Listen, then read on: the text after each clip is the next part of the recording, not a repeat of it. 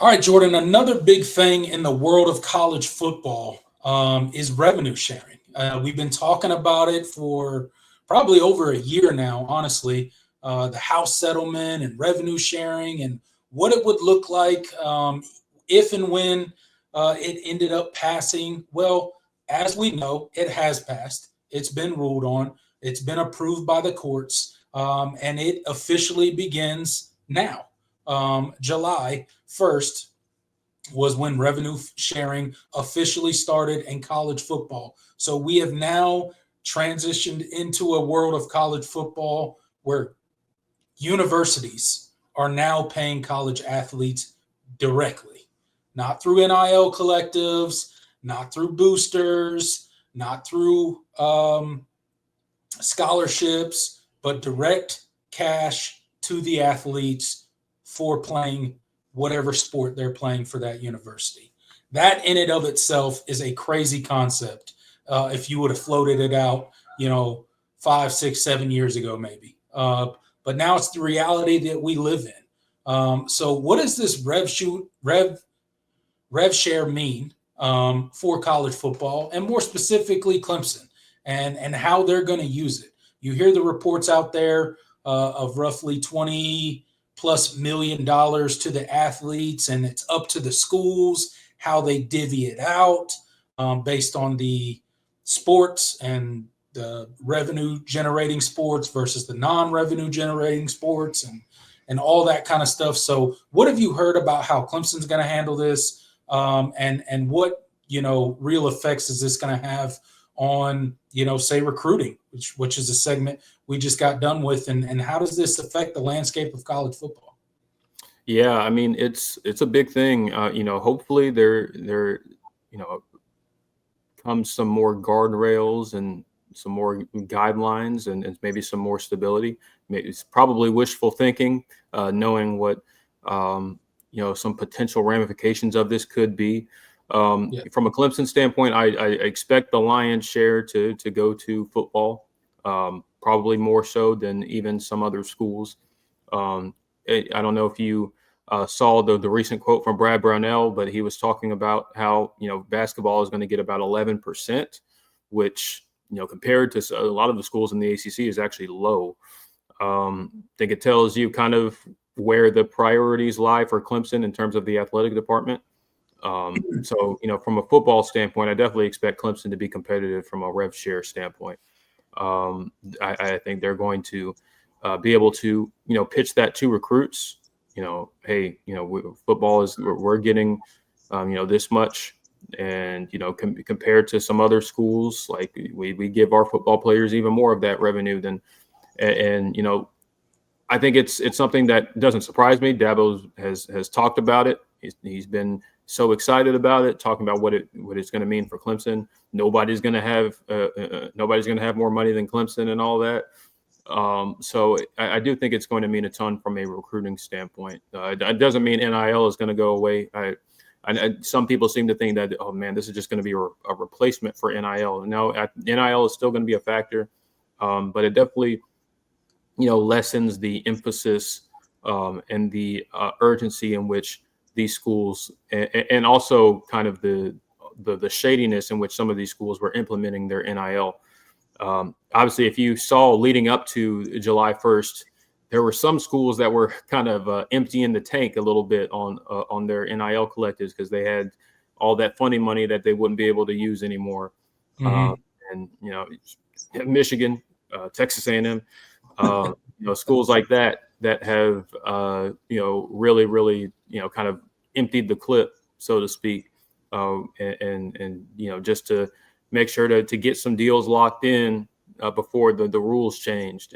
But now I think we're at a point where I think I think there's going to be some more transparency there, which at the very least is good for the immediate health of the sport. At least things will be somewhat above board. And I say somewhat somewhat is doing a lot of the heavy lifting in that sentence, but any sort of progress at this point is good progress. Any sort of stability is good stability. So I'll take it. and I'm excited to see what the football program does with it. I am interested to see how it is implemented in the other sports and what it means. I mentioned that Brad Brownell quote earlier. He didn't seem very happy. It makes you wonder, kind of what the future of the basketball program is, and what what ramifications there might be moving forward. Yeah, I think it was pretty easy to figure out by the way that Dabo Swinney talked about it that there were already plans being discussed, decisions being made, and they had a good understanding of what the revenue share would look like at Clemson going forward. And I think, to your point, it heavily favors Clemson football, as it should. That is the premier sport that carries the athletic department when it comes to Clemson athletics. That's what allows all these non-revenue generating sports, which I love a lot of them. I love watching them, but that's what allows them to have their new stadiums and their new workout facilities. And it's the money that the football program brings into the athletic department, right? So with that said, I don't think it was hard to figure out that they would get the lion's share of the money, right? That wasn't hard to figure out at all. Now, what I hope comes out of this House settlement is, they talked about this third party. I don't know what they call it, a board, whatever language they use to describe it, but this third party entity that has to vet NIL deals. My hope is that we don't immediately turn into that being sued, right? The minute that they say an NIL deal doesn't meet market value or whatever terms that they use that are legally acceptable, right?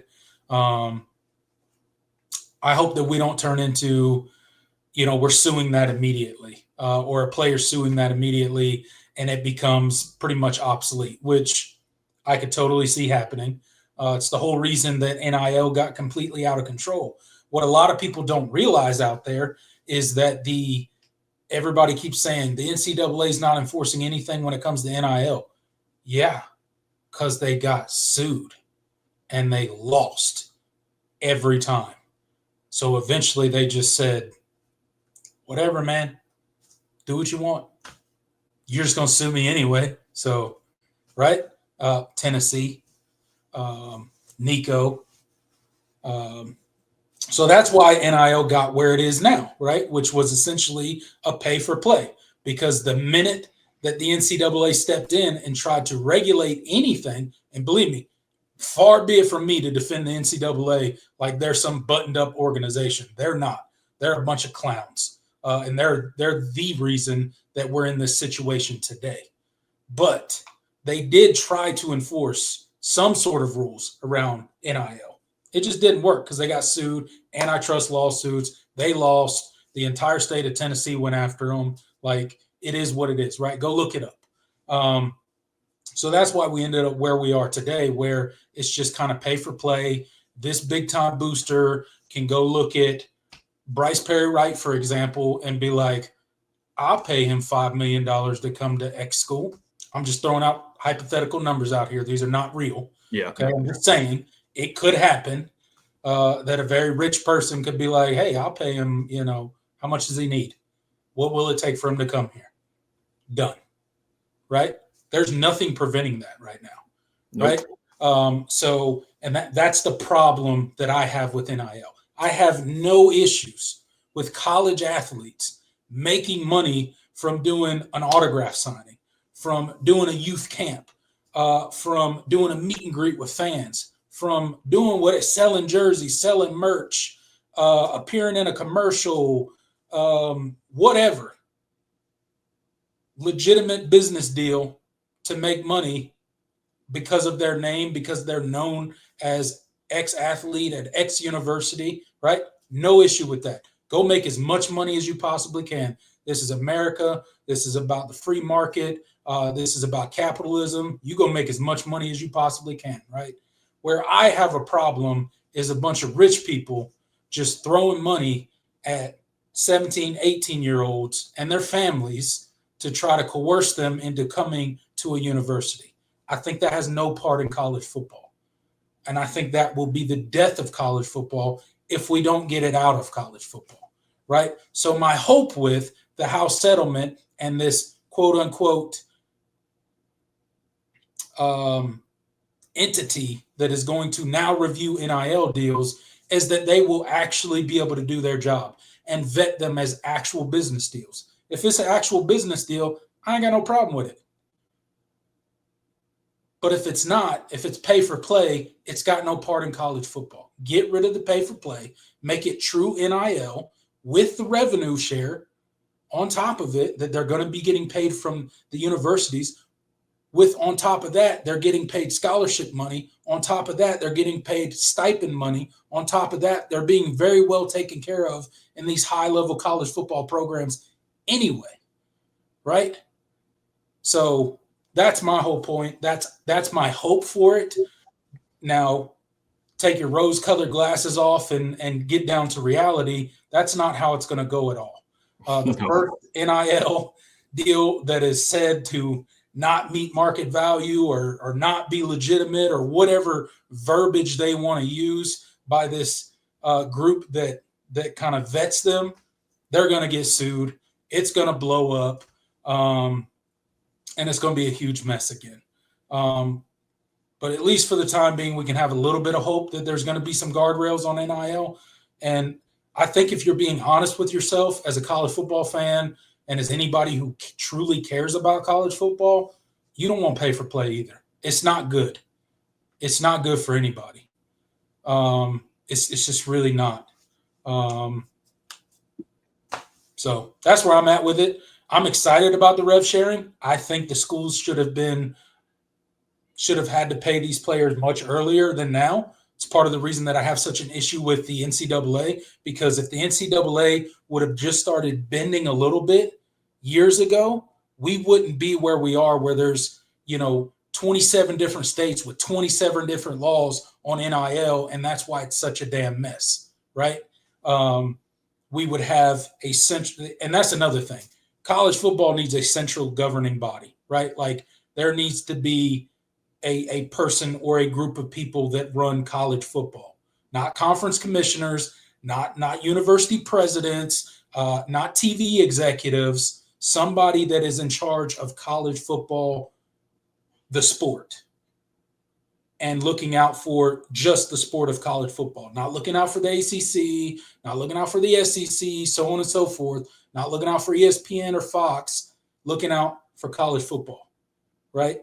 And until we have that, I think we're going to continue to have a lot of these issues. So that's my kind of 2 cents. I know there was a lot in there, but I am excited about the revenue sharing. It was a long time coming, and I'm happy that some of the players in the past got a little bit of money as well.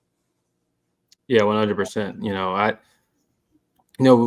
With changes like this, you gotta weigh the positives and kind of focus on those, because I do think it's good for the players and I'm excited for them.